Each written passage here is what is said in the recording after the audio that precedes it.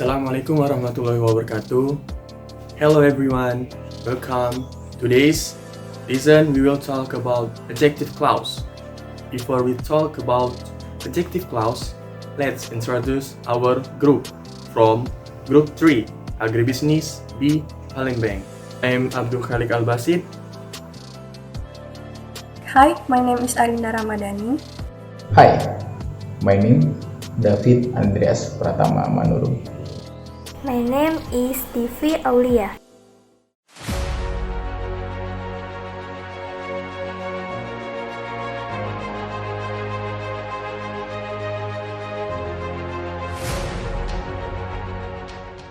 What is adjective clause? Adjective clause is a dependent clause that functions as an adjective. An adjective clause provides information for a noun in another part of the sentence. An adjective clause is a dependent clause that modifies a noun or pronoun. It tells which one or what kind. Adjective clause means clause that acts as an adjective by qualifying a noun. While adjectives are used before the name they describe, adjective clause comes after the name it defines. Example 1. I want the shoe. 2. The shoe had already been checked out. The shoe which I want had already been checked out.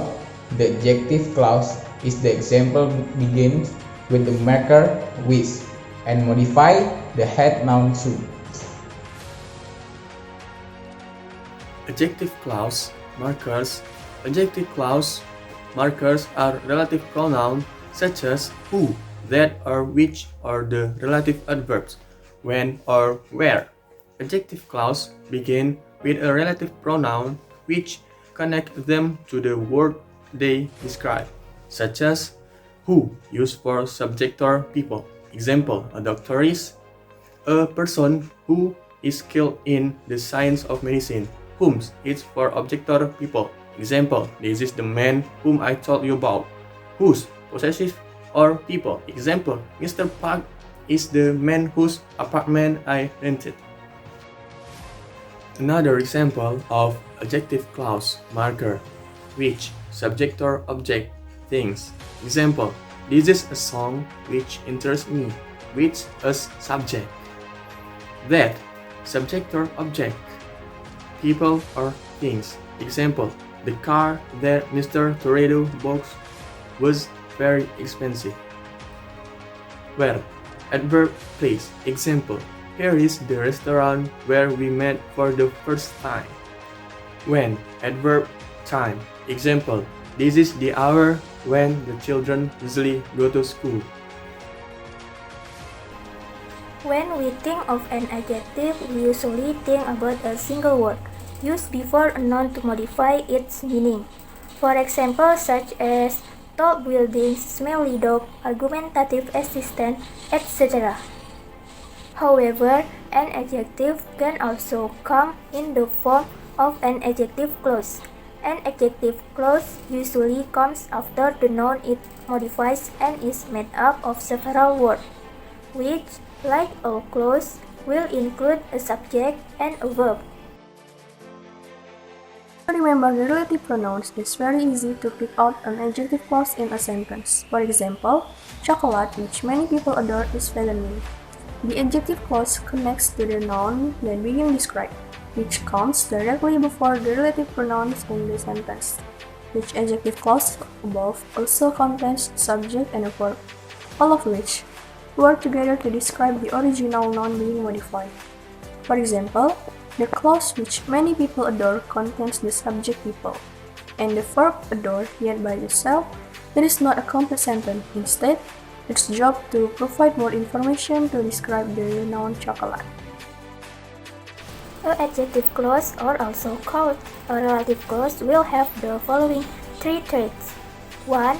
It will start with a relative pronoun such as who, whom, whose, that or which, or a relative adverb such as when, where, or why. 2. It will have a subject and a verb. These are what make it a clause. 3. It will tell you something about the noun. This is why it is a kind of adjective.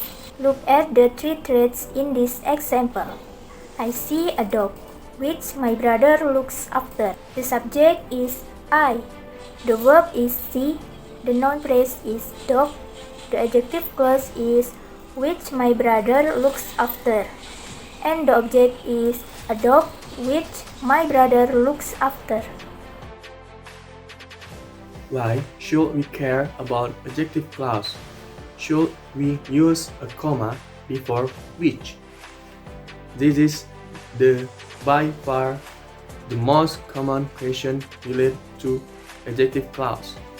The answer applies to all adjective clauses, not just those that start with which. So, do you offset an adjective clause with commas or not? The answer is sometimes yes and sometimes no. The rules is this. 1. Don't use commas if your clause is essential, i.e., it is required to identify its noun. This is called a restrictive clause. 2. Do use commas if your clause is just additional information. This is called a non-restrictive clause. What's the difference between that and which? Which and that are interchangeable, provided we are talking about which without a comma. When which starts a restrictive clause, you can replace it with that. In fact, Americans will insist you use that instead of which for a restrictive clause. Don't start a restrictive clause with which if you are American or writing to Americans. Use that instead. For example, Mark's cat, which ate the chicken, is looking guilty. This version in America will widely disliked. Use the Mark's cat that ate the chicken is looking guilty. This version is acceptable for all. It will stop you getting hate from Americans. Key point 1. If you heavily delete your clause, then it's not a restrictive clause and it should be offset with commas. 2. Don't start a restrictive clause with which if you are American or writing to Americans. 3. Use that instead. Use who, not that for people who it's a bit sharper. Okay, the next is essential versus non-essential adjective clause. Sometimes the information included in an adjective clause is very important to the meaning of the sentence. For cases in which the sentence wouldn't hold the same meaning without the clause, the adjective clause is called an essential clause. For example, I don't like children who eat ice cream with their hands. In this case, the adjective clause gives essential information to describe the children. If you got rid of that clause, the sentence will simply say, I don't like children, which is very different from not liking messy children who eat with their hands. An essential adjective clause does not require any additional punctuation. Essential vs non-essential adjective clause. A non-essential adjective clause, on the other hand, gives extra description that is not strictly required to understand the writer's intent. For example, the kitten, which was the smallest of the litter, finally found a foster home. In this case, the adjective clause gives extra information, but it isn't necessary to get the gist of the sentence about the cat finding a home. Non-essential adjective clauses are set off with commas to show that they aren't as strongly connected to the rest of the sentence.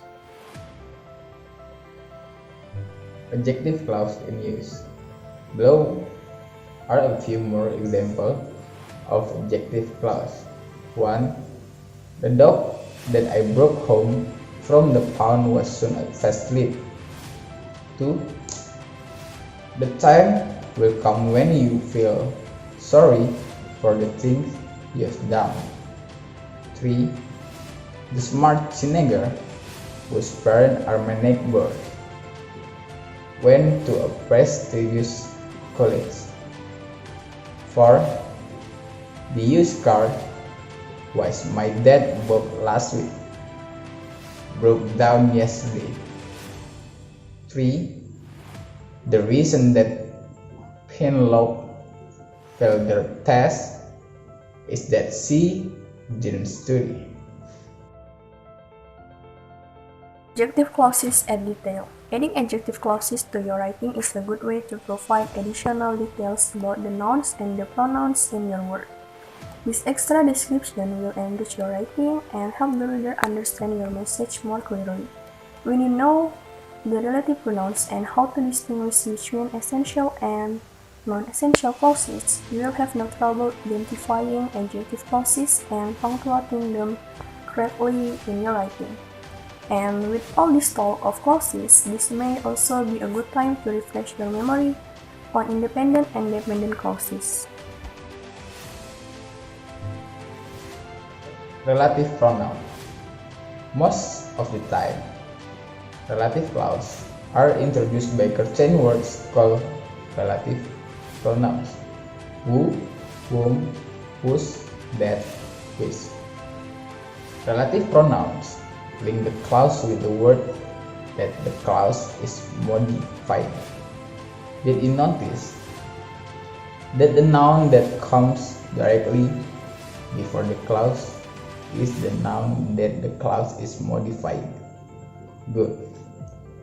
The cool thing about relative pronouns is that they also act as the subject, object, or some kind of modifier with an adjective clause. No relative pronoun. Sometimes the relative pronoun is missing from the relative clause. Don't fret. You can still have an adjective clause without the relative pronoun. Here is an example for a sentence with the relative pronoun that. The instrument that I love is the piano. The adjective clause is that I love. Whenever words are implied in a sentence, it is called an elliptical. The technical name for a missing relative pronoun is elliptical relative pronoun. If you want to diagram the sentence, diagram the implied relative pronoun is parenthesis. Relative adverbs. While most of the time relative clauses are introduced by relative pronoun, sometimes they are introduced by relative adverbs. Where, when, why. Here is some example. Notice that the clause is still modifying a noun. This is the part where we play. Today is the day when we have pizza for dinner. Our teacher told us the reason why we study grammar. Clausion. Adjective clause is a dependent clause that functions as an adjective. An adjective clause provides information for a noun in another part of the sentence. Adjective clause markers are relative pronouns such as who, that, or which, or the relative adverbs when or where. Adjective clauses begin with a relative pronoun, which connects them to the word they describe. Thank you. That, ladies and gentlemen, was what I wanted to share with you. We apologize when there are errors as well as confusion in the presentation. If there are suggestions and answers, please add them in the comments field. We are very grateful. That's the end of our presentation. Thank you for attention. Wassalamualaikum warahmatullahi wabarakatuh.